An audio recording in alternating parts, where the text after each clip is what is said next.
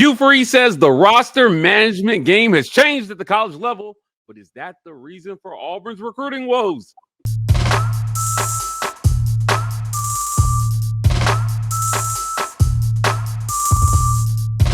Welcome on into the Auburn Express, powered by the Rapport. I'm your host, Mike G. Thank you so much for turning us up and turning us on a Saturday afternoon. We're talking Auburn football with my guy, Ike Jones.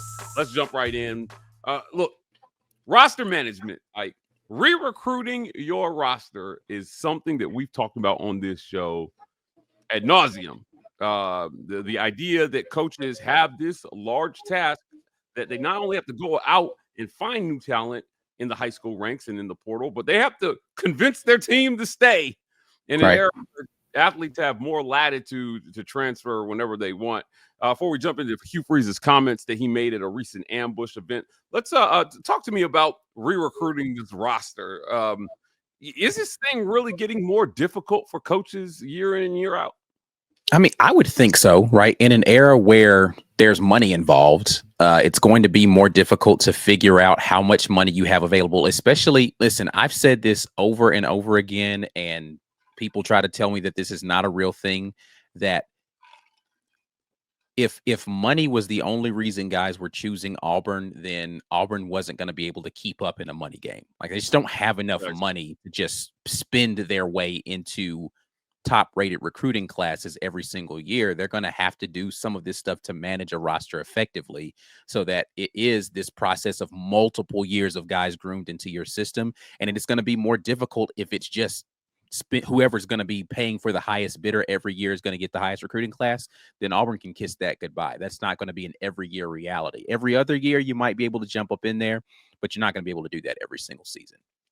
Yeah, look, you're absolutely right about that.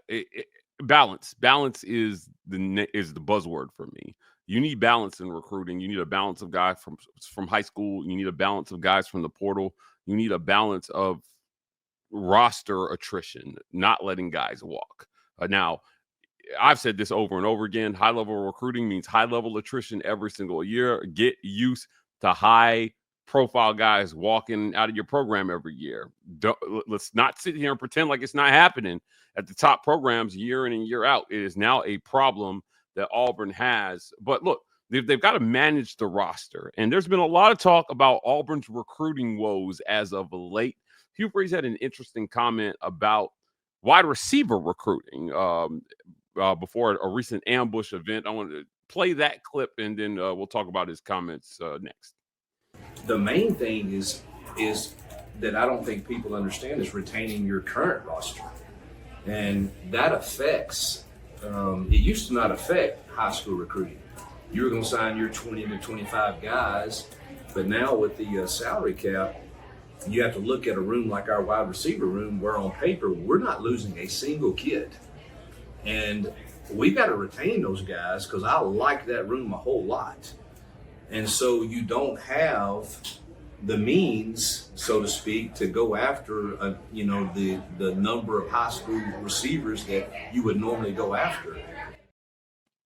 We have so many high-profile guys we want to keep. We can't go after other high-profile guys. Is this a thing? Is it too crowded? Is it so crowded that you can't recruit wide receiver talent?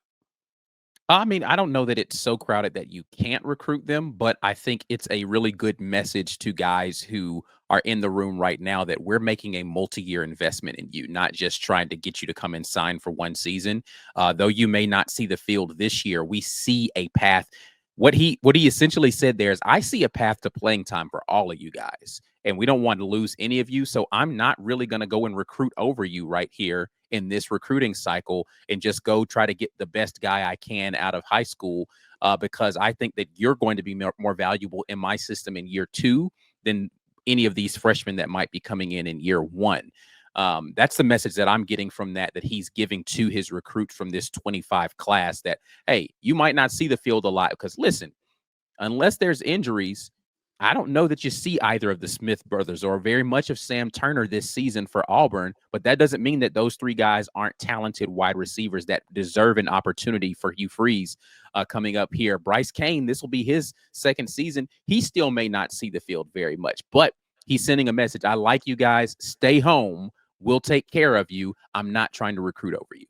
Yeah, patience is difficult, I think, in today's college football. The athletes have more autonomy than they've ever had over their college career. So they get to make the choice. You cannot force them to sit out a year. You can barely restrict them from where they transfer anymore. It used to be, hey, we could restrict you from certain programs. That's quickly becoming a thing of the past. But if you're Hugh Freeze, one of the best ways to make sure these guys stay is playing time. Now, you didn't have a problem with that with Cam Coleman last year. Malcolm Simmons didn't have that issue last year, but certainly we have discussed one Perry Thompson and whether or not Auburn can find enough snaps to make sure that he stays on your roster. I don't think that, that's the only thing standing between him being an Auburn Tiger and not being an Auburn Tiger is lack of playing time. I wouldn't say it's just that, but it would be that in a combination of it not going well out there on the field. Like, you're not going to be a high-level recruit. Jabari Smith actually had a video that's been going on around out there. I know he's basketball, but this is the way that guys who are accustomed to winning think. I don't know if you've seen this out there on social media. I think Taylor Korn posted a video that was a clip from an interview that he was in about how, he's a guy from the Atlanta area. And he's like, yeah, Georgia recruited me. I thought about going there, but I wanted to win. Right. And so if you're a guy that's accustomed to winning, playing on a losing team, and you're not getting playing time and you don't feel like you're impacting it's like, man, coach, just put me in the game. Give me an opportunity to help us win. If you're going to do both of those things, you got no shot of keeping high profile recruits patient.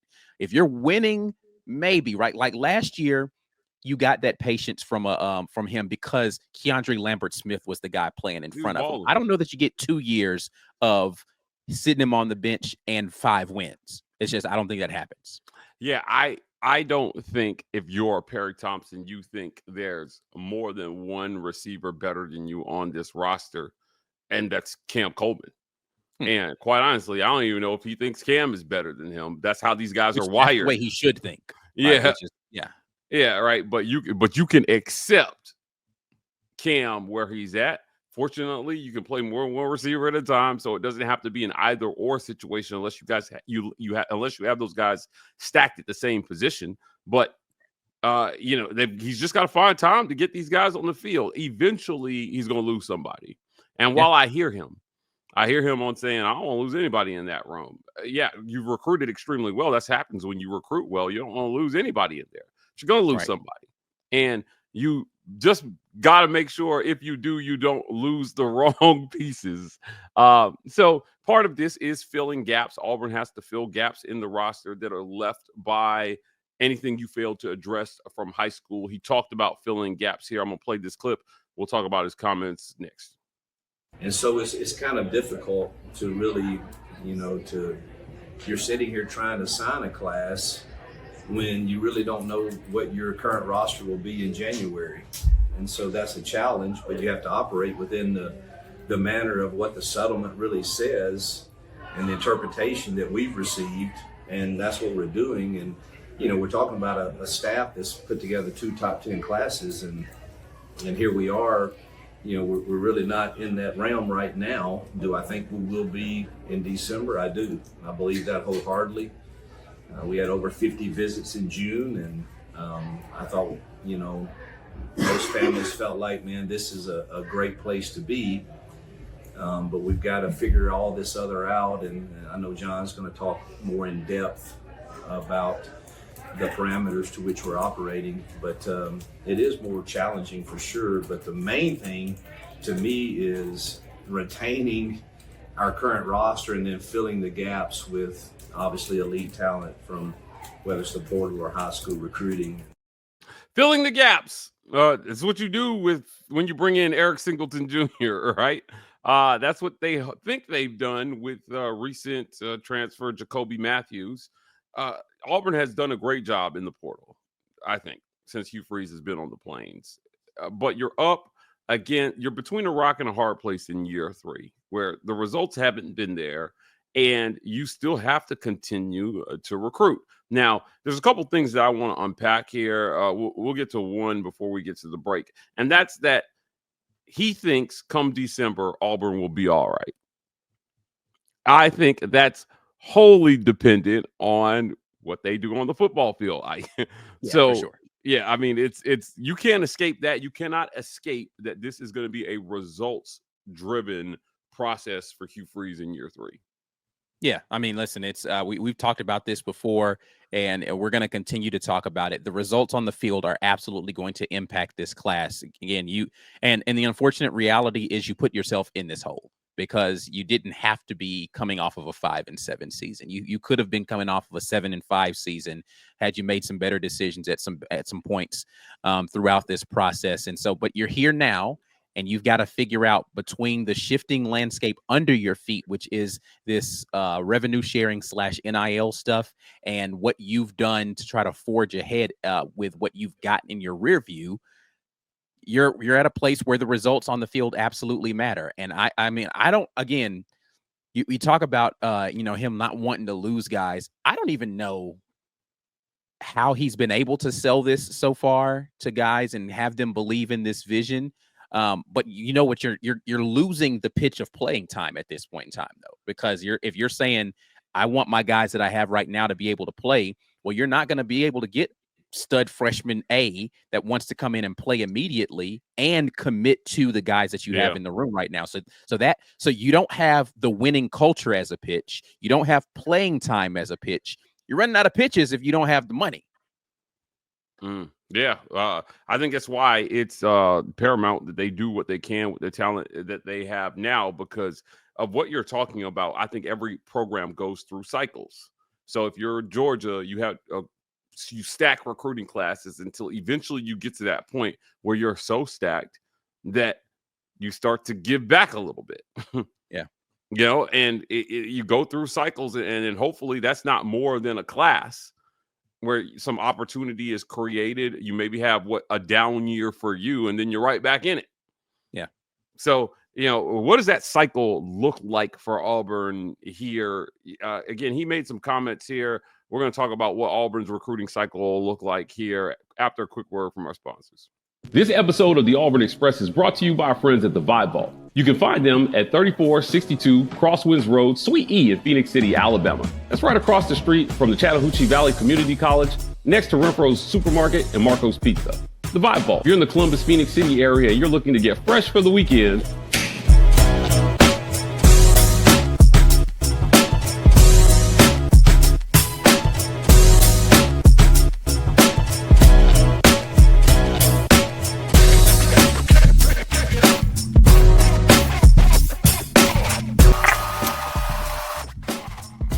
get fresh for the weekend with the Vibe Vault.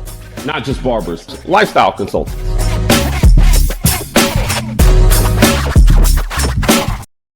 This episode of the War Report is brought to you by our friends at the Rogue Shop. Visit rogueshop.com. Use code REPORT to get 15% off your Rogue Shop order. Pain, sleep, stress, anxiety, whatever ails you in life, the Rogue Shop has something that has you covered. Also, I want to thank our friends at Golden's Cast Iron. Visit goldenscastiron.com/WR.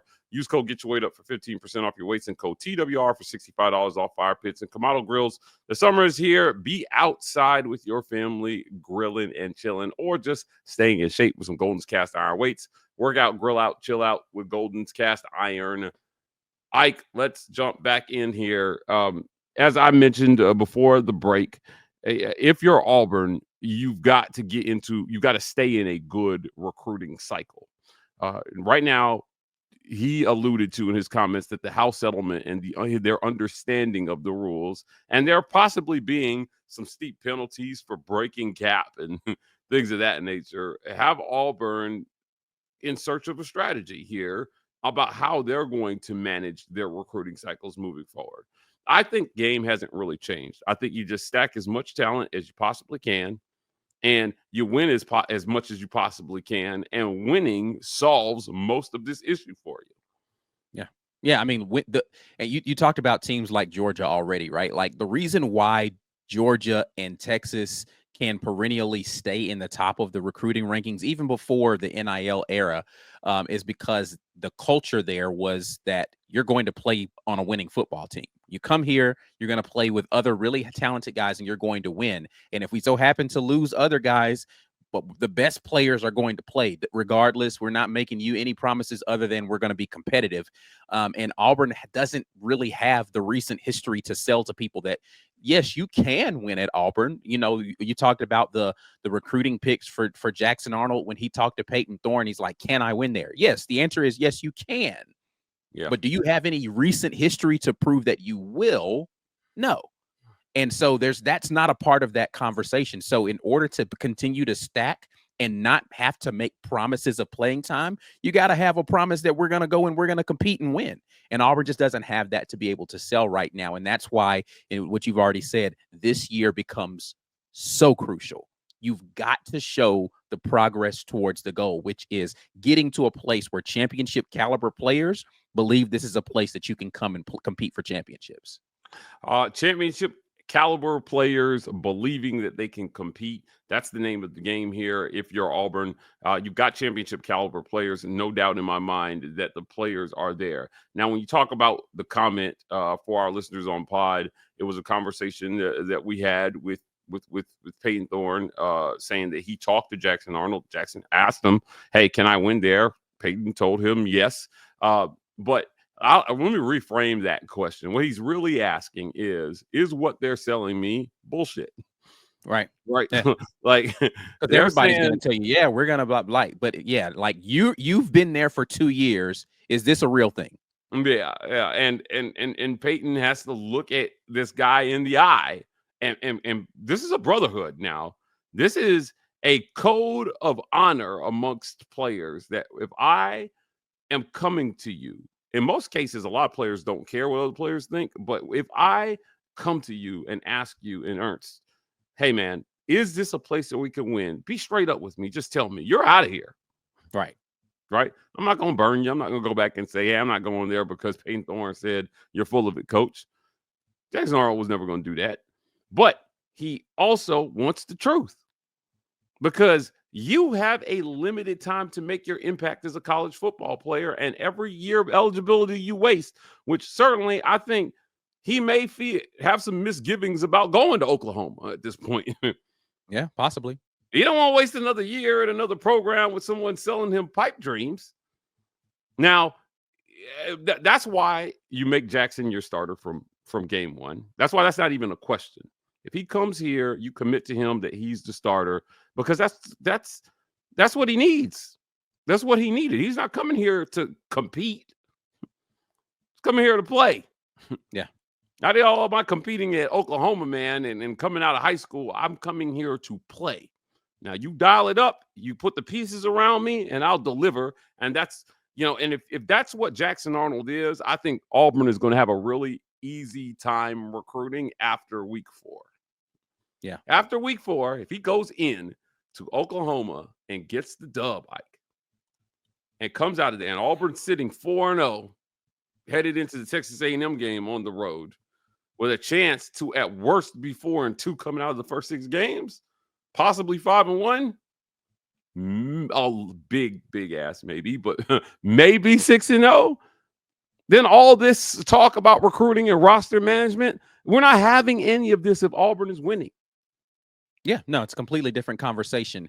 Something I actually just thought about when you think about the whole Jackson Arnold scenario, and then you think about what Deuce Knight is, and then where Auburn ends up going in this recruiting class for the quarterback position as who they got committed there. It actually shows this shift of focus for Auburn to say, okay, well, maybe we need to get some guys that are a little bit more developmental, that we don't have an aspiration that need to be able to play immediately. We know we like Deuce Knight, and we want him to be here for the next couple of years. So if we go get someone in this class at quarterback that expects that they're going to play immediately, I can't promise them that, because I can tell you for sure I want Deuce Knight to be my quarterback of the future. Mm-hmm. Now, this means one of two things. Either it is a drastic shift, like I just mentioned, or it actually tells you something about what they believed in the future of the quarterbacks they had in the room prior to Deuce Knight that all left. because they weren't sitting there holding off on, hey, Deuce Knight, I don't know, bro. Like, Deuce, you can come here, but we really like this kid, Walker White. We really like what we got over here in Hank Brown. It's like, no, man, come on. You could be the next dude. And those other guys were like, yeah, I'm up out of here, bro. They're always trying to recruit somebody who's better than you. Famous words by our good friend, former Auburn quarterback Chris Todd. He said he talked to Jason White at Oklahoma, who had just won the Heisman, and Jason told him, he said, it doesn't matter that I just won a Heisman. They're always trying to bring somebody in that's better than you. And so if you're not on your game, you can be replaced, because that's the name of the game for the coaches, right? If they don't produce, they're going to get replaced. So they are damn sure not going to go down before they replace you. It's just such a fascinating conversation. There's a high level of freak out in the fan base about recruiting right now. Hugh Freeze is going to get asked about this week in and week out until it starts to turn around. SEC Media Days is going to be interesting to see the kinds of questions that come his way. Oh yeah, absolutely. He mentioned in that clip that Auburn has had over 50 some odd visits, and that those recruits still love Auburn. They like Auburn. He thinks they're in the running for enough good recruits that come December, this will be much ado about nothing. I certainly hope it is, as I know you do as well. Look, we're going to go ahead and get out of here. Great conversation, Ike. When we will continue headed into SEC Media Days. And T-minus 2 weeks, you and I will be in Atlanta bringing you guys lots of great SEC Media Day coverage. If you're in the comments after the video, do us a favor, smash that super thanks button, help support the work that we're doing. As I mentioned, SEC Media Days, Final Four, we're on the road. Ike and I have been all over the country and back for you guys. We plan on continuing. You can help us continue by smashing that super thanks. Also, hit like and subscribe. We are the War Report on every social media platform. TW Report on TikTok. We're signing off, and as always, War Eagle.